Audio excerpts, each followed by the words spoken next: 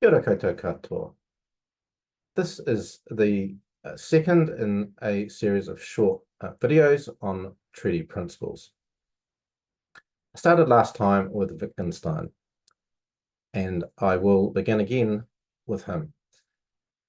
He once wrote, working in philosophy is really more a working on oneself, on one's interpretation, on one's way of seeing things, and what one expects of them. So what is our interpretation of treaty principles? What do we expect of them? Well, we need to understand them in their context, how they arose. And that is the basic point of this little series.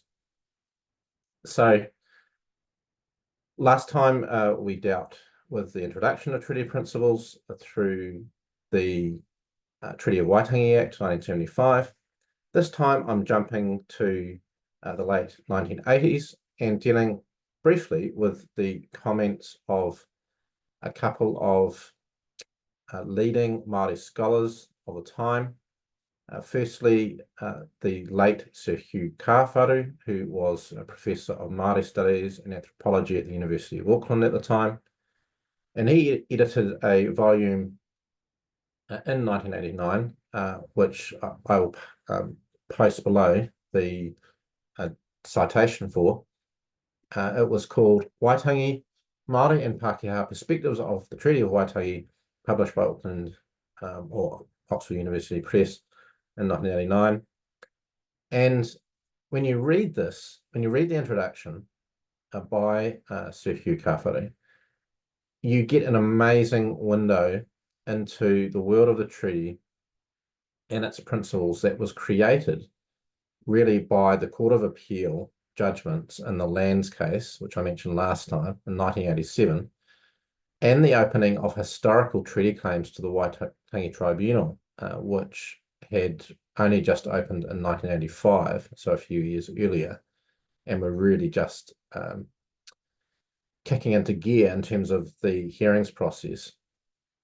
So Kawharu writes, with barely suppressed enthusiasm, I think, about how these developments could help to rebalance the power inequities between the Crown's kāwanatanga, or government, and Māori rangatiratanga, chieftainship, self-determination.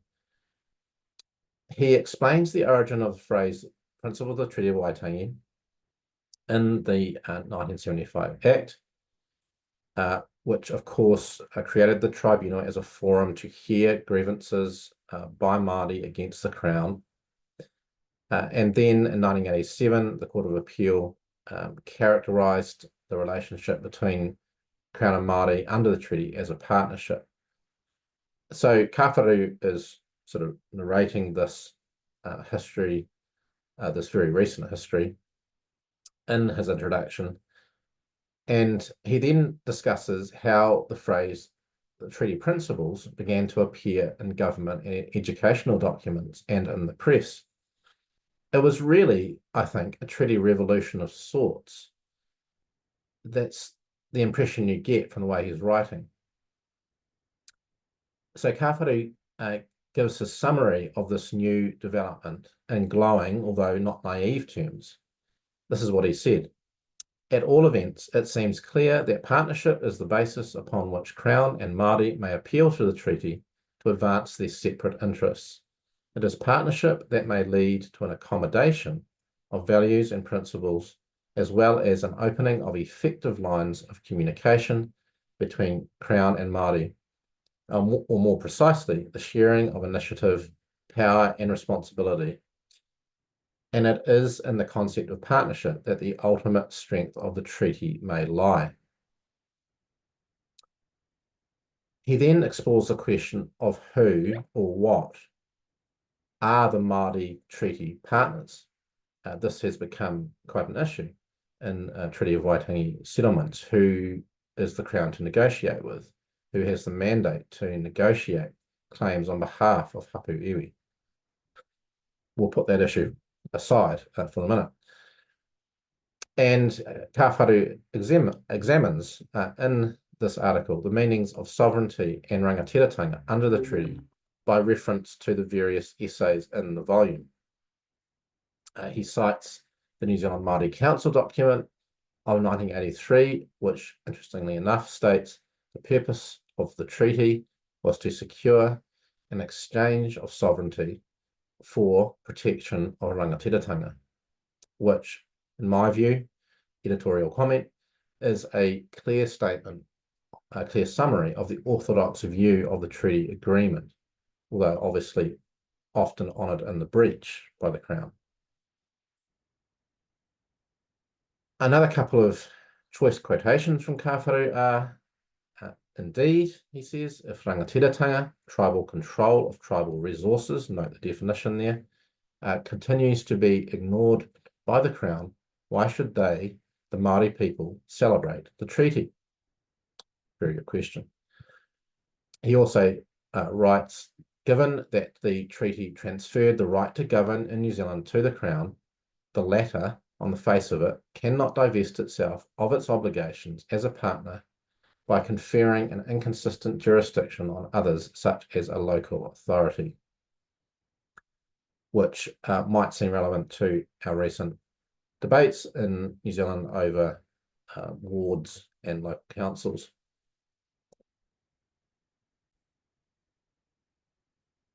And my second piece to highlight today was the piece written by Sir Eddie Durie, as he became Eddie Durie, then chairperson of the Waitangi Tribunal, in a book entitled Sovereignty and Indigenous Rights, the Treaty of Waitangi in International Context, published in 1991. I'll put the citation below this video.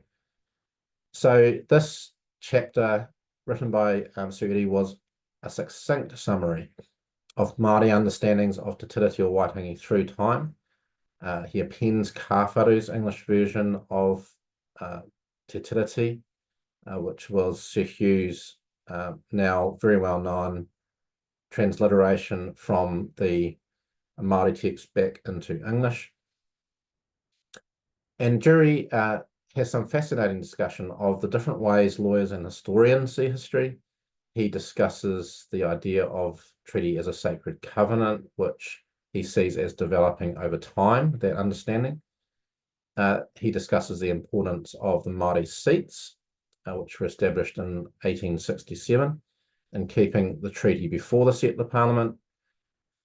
And he canvasses Waitangi Tribunal assessments of the treaty, its meaning and effect. Now, his conclusion is fascinating.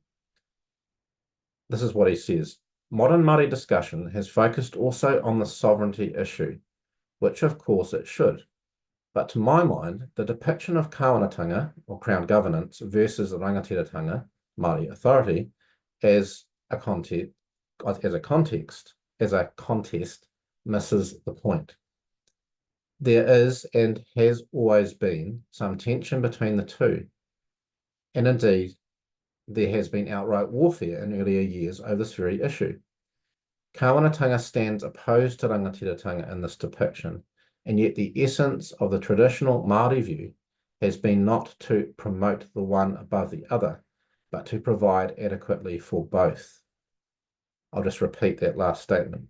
Kāwanatanga stands opposed to rangatiratanga in this more recent Māori depiction of the treaty, and yet he says the essence of the traditional Māori view has been not to promote the one above the other, but to provide adequately for both. In effect, Sir Eddie here is saying the Māori and English texts can be reconciled, which I know is an argument that precedes the arguments of Ned Fletcher and others in more recent years, including the current speaker.